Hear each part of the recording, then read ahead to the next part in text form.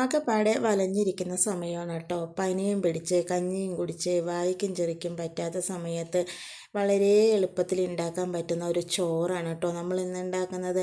ഇങ്ങനെ പനിയൊക്കെ പിടിച്ചതിന് ശേഷം കഴിക്കുമ്പോൾ ഭയങ്കര ടേസ്റ്റായിരിക്കും കേട്ടോ. അപ്പോൾ ആദ്യം തന്നെ നമ്മൾ കുറച്ച് കൊള്ളെല്ലാം വേവിച്ച് മാറ്റി വെച്ചിട്ടുണ്ടായിരുന്നു കേട്ടോ.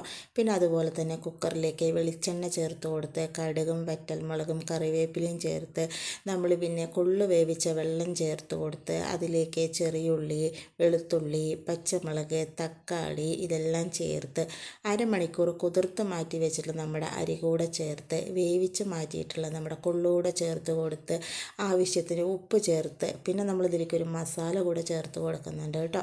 നമ്മുടെ ജീരകവും മുഴുമല്ലിയും കൂടെ ചേർത്ത് ഒന്ന് പൊടിച്ചെടുത്തത് കൂടെ ചേർത്ത് മല്ലിയും കറിവേപ്പിലയും കൂടെ ചേർത്ത് അടച്ച് വെച്ചൊരു 3 വിസിൽ അടുപ്പിച്ചെടുത്ത് ഇതുപോലെ ഓപ്പൺ ചെയ്യുമ്പോഴല്ലോ നല്ല വെളിച്ചെണ്ണയുടെ മണവും ടേസ്റ്റുമാണ് കേട്ടോ. ഇതിൻ്റെ കൂടെ കഴിക്കാൻ വേറെ ഒരു കറിയുടെ ആവശ്യമില്ലെങ്കിലും നമ്മളിന്ന് കൊള്ളി ചമ്മന്തിയും പപ്പടവും ചേർത്തിട്ടാണ് കേട്ടോ ഇത് കഴിക്കുന്നത്. നല്ല ചൂടോട് കൂടിയിട്ട് ഈ പപ്പടത്തിൻ്റെ കൂടെ ഇതൊന്ന് ചേർത്ത് കഴിക്കുമ്പോൾ ഭയങ്കര